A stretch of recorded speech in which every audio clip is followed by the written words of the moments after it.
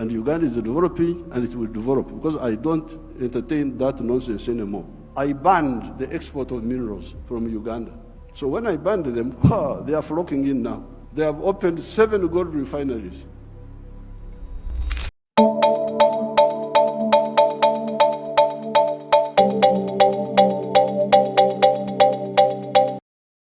Welcome to Talk of Africa 360, your source for insightful news, analysis, and thoughtful commentary. If you value informed perspectives and fact-based reporting, be sure to like, subscribe, and hit the bell so you never miss an update. Disclaimer: the content on this channel is based on reliable public sources and credible online information. It is intended strictly for educational and analytical purposes. We do not promote or endorse political violence, hate speech, or any form of discrimination. Our goal is to inform, not to inflame. Thanks for being here. Let's stay informed together. Right, so what on earth just happened in Uganda? And why is the West absolutely rattled? If you've been scrolling through the headlines, you might have caught whispers of a seismic shift in East Africa. But let me break down exactly what's gone down in Uganda and why it's got the world's major powers scrambling. So Uganda, a country known for its rich landscapes and a vibrant young population, has just pulled off a move that almost no one in the West saw coming. After years of relying on Western partnerships from aid to investment, even to security, Uganda has decided to flip the script. They've announced a sweeping new series of agreements with regional neighbors and, get this, a pivot towards greater economic sovereignty. Now this isn't just about Uganda wanting to stand tall on its own. This is about East Africa stepping up as a power bloc. Picture this: Uganda signing fresh deals with the Democratic Republic of Congo, Kenya, and even looking further out to China and Russia for investment and infrastructure. The message? We're charting our own course now, thank you very much. Here's the thing: the West wasn't ready for this. For decades, Western countries have played a huge role in Uganda's development, funding roads, schools, health projects. In return, they expected influence. But suddenly, Uganda has turned to new partners. The government's been clear. They want less dependency, more control. So what sparked this bold move? A mix of frustration over what they call conditional aid and a desire to control their own resources, especially with oil and minerals now on the agenda. There's a sense in Uganda that Western involvement often comes with strings attached. People here are saying, if the world wants what we've got, it's time to negotiate on fairer terms. The reaction from Washington, London, and Brussels? Let's just say frantic phone calls. Nervous diplomats. There's real concern that Uganda's neighbors might follow suit and that the West could lose its grip on a region it's long considered within its sphere of influence. But for many in Uganda and across Africa, this is about dignity. It's about taking charge of their future, setting their own priorities. And yes, it's risky. There are huge challenges ahead: corruption, security, and making these new deals work. But for now, Uganda's leaders are betting big on themselves. So what does this mean for the rest of us? Expect more headlines, more surprises, and a lot of soul-searching in Western capitals. Because what just happened in Uganda, it could be the start of something much bigger for Africa. I'm tired of all these stories. These neo-colonial civil servants who have been holding us back. I have put my foot down. Say, I don't want to hear those stories. And Uganda is developing, and it will develop, because I don't entertain that nonsense anymore. I banned the export of minerals from Uganda. So when I banned them, they are flocking in now. They have opened 7 gold refineries. Crisis, which is in Africa today, is because of philosophical, ideological, strategic, economic mistakes, which we have been talking about since the 1960s. This is not an accident. Aid has been for profiteering. This has been the problem. Now, the World Bank people and other groups have been talking of sustainable development. Even in your documents, I have seen those words there. I am now going to be 80 years old.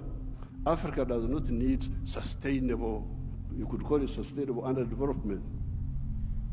Africa needs socio-economic transformation. The main reason why there is no growth is because the growth factors are not funded. They are not even understood. What are the growth factors? We now talk of private sector-led growth. Yes, but for the private sector to grow, what does it need?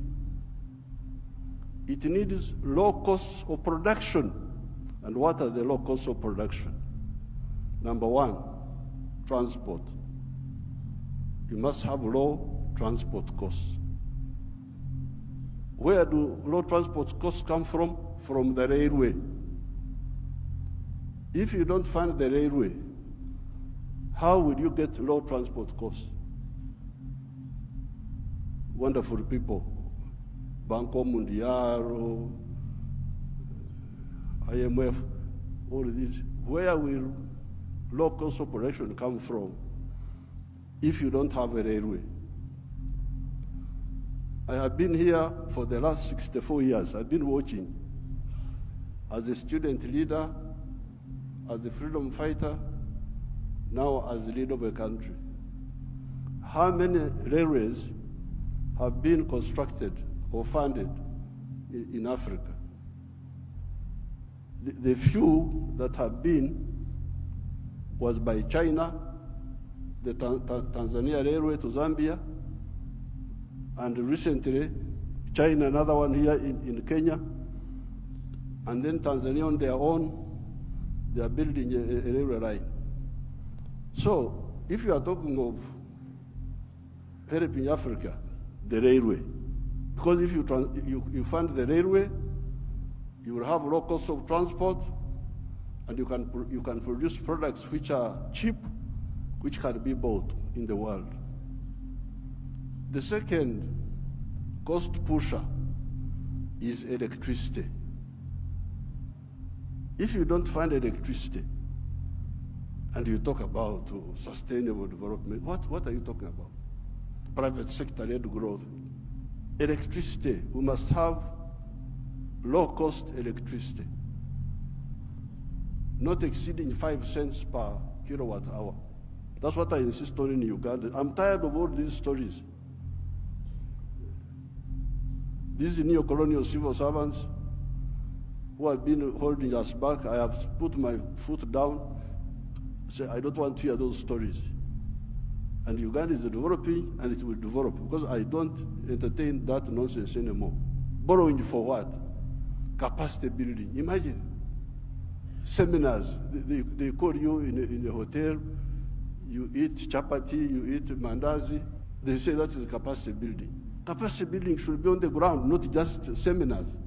The third one, those people who talk about private sector-led growth, private sector-led growth. I have been trying to borrow money for our UDB, Uganda Development Bank, a bank which funds manufacturers. No, I don't get support for that. Instead, they want me to go, my people to go to commercial banks. But commercial banks cannot give, no, those commercial banks are to encourage imports, because the only person who can borrow money and pay it back from a commercial bank is a trader who goes to China, goes to where, Dubai, brings products, sells them quickly, and pays back.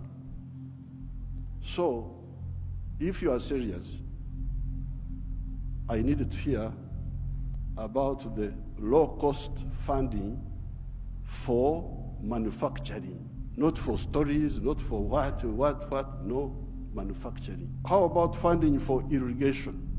So in order to stabilize, I've been trying to look for a loan for irrigation. I can't easily get it. Very difficult to get. A loan for seminars, very quick. The civil servants, what? Now finally, Uganda is a very rich country. But one of the problems we were having was that our people were outside the money economy. They were in what they call subsistence sector. They just produce for eating, produce for eating, produce for eating. So I was looking for money. Please give me money to give coffee seedlings to these fellows who are just producing for the stomach, so that they can produce for the stomach, but also produce for the pocket, so that they join the money economy. You cannot imagine that by 2013, a few years ago, 68% of the homesteads in Uganda were still in the subsistence sector, in the non-money economy. You audit your countries. What is the situation? What is the percentage of the people? So I had now to use my own money because I couldn't borrow money from anybody. The loans are for capacity building, for, I don't know, sometimes they give for ICT. So we said, no, everybody must be involved in the money economy. We couldn't get any support for that. But we funded it ourselves. Each year, we spend about $300 million of our own to make these villagers join the money economy by producing for the stomach, but also for the pocket.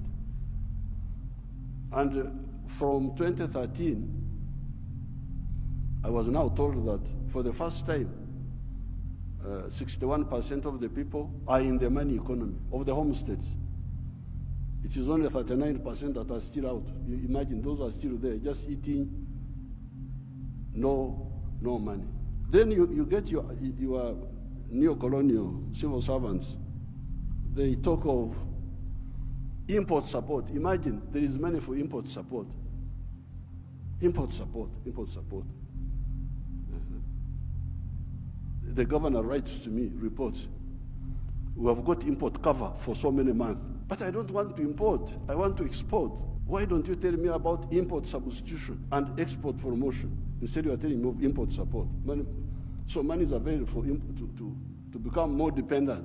Now, finally, the curse, which we told our people about in the 1960s, we told them, part of the wars we fought in Uganda, we had to get rid of the neo-colonial groups which were there, which were stopping us from thinking.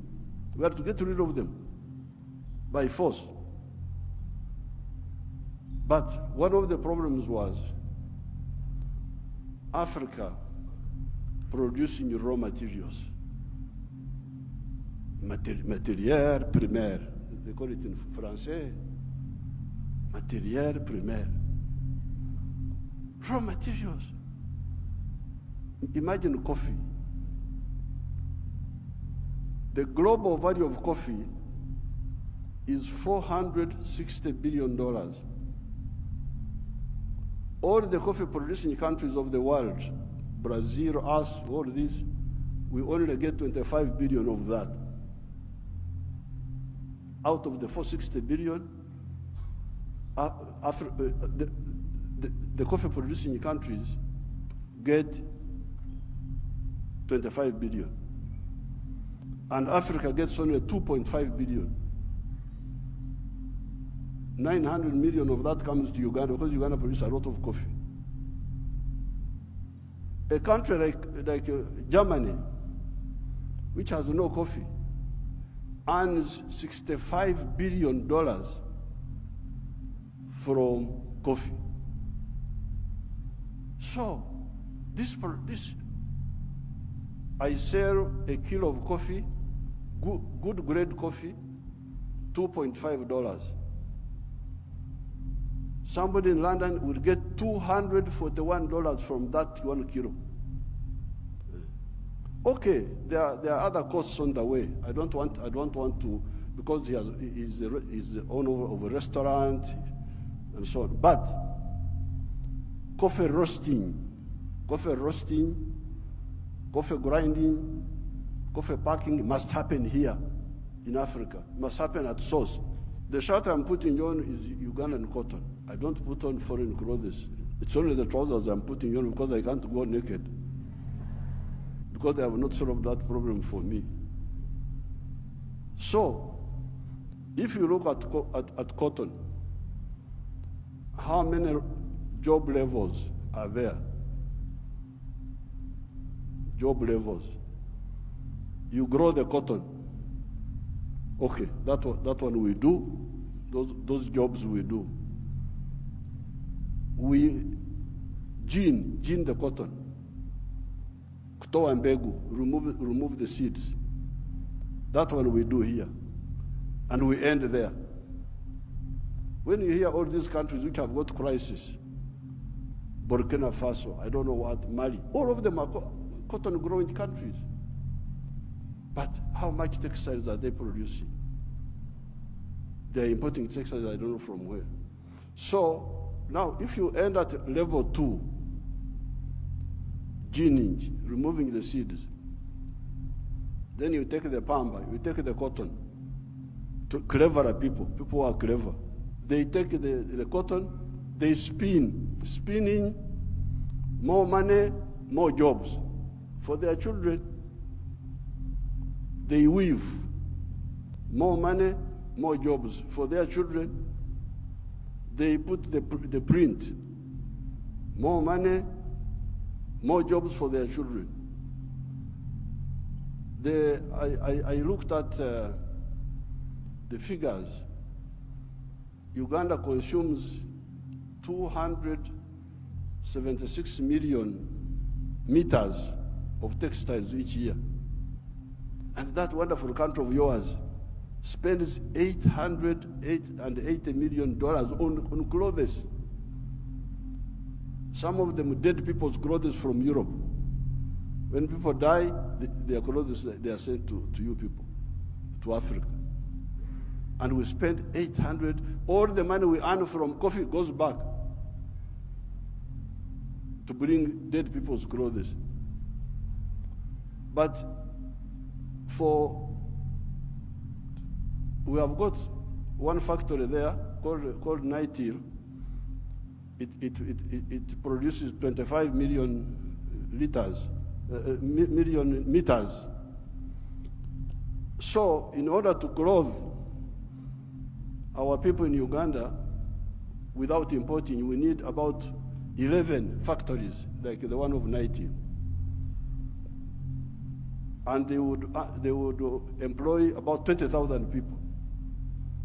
So and we would save $880 million, which we are just giving to other people.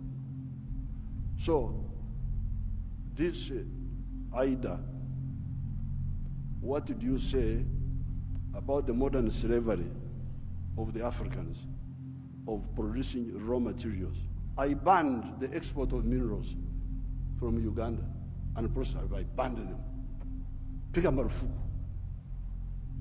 Then the agents were going in the corridors, what Mufanyi, no mineral will come from Uganda if it's not processed. You wait until I go away, you can steal the minerals, but not now. I banned this export of unprocessed minerals in 2012. My young brother, His Excellency Ruto, I forgave him and gave him some little iron ore for, I think, 2 or 3 years, because I've got a lot of iron ore, one of the best in the world. I told him, His Excellency Ruto's man, Muindi wa hapa Kenya, you come and build the steel factory in Uganda at the iron ore. Oh, yeah. I've already built in Mombasa. So I said, okay, because of my young friend, I give you some iron ore for 2 or 3 years. But come and put the factory here. Now you can imagine akili ya watu wenu, my civil servants. An Indian wanted to take that iron ore to India, imagine. Iron ore in our language is called obtare, but it is soil, black soil. If you see it, it is soil. To take that to India and do what? Pay your wonderful people $47 per ton. Our iron ore is the purest in the world. It is 70% pure. So you need like 1.5 tons to make a ton of steel. Now, a ton of steel costs $700. Somebody gives you $47 on your wealth, the wealth of your people, and he gets $700 from it. And all the jobs, your children have no jobs. Watoto wa Wahindi wanapata kazi. I can't be part of that treachery. So I banned, there will be no export of unprocessed minerals from Uganda. So there's no business. What do you mean there's no business? So when I banned them, they are flocking in now. They have opened 7 gold refineries. 7 gold refineries, they are there. Because I banned. The other day I was opening a tin refinery. But all this time, imagine, since the British were here, they were taking, walikuwa wanachukua mawe tu, stones, because tin in nature is a stone, looks like a stone. So they take that, and they give my people $11 per kilo. And they take it to cleverer people. For the cleverer people, they get $32. My people got 11, those people get $32. And all the jobs. So when I was opening the factory, I was asking the refinery, I was asking them, this boy who opened the factory is a Canadian. I was asking them, huyu Mkanada ameleta umeme wake. Has this Canadian brought his own electricity? No. Anatumia umeme wa kwetu. Ameleta maji yake ya factory? No. Anatumia maji yetu. Internet anatumia ya nani? Ya kwetu. So, out of the $32, much of that money will remain in Uganda. Pay for the raw material, pay for the electricity, pay for the water, all that remains in Uganda. So, what does, first of all, my African brothers and sisters say about this hemorrhage of Africa? This hemorrhage must stop.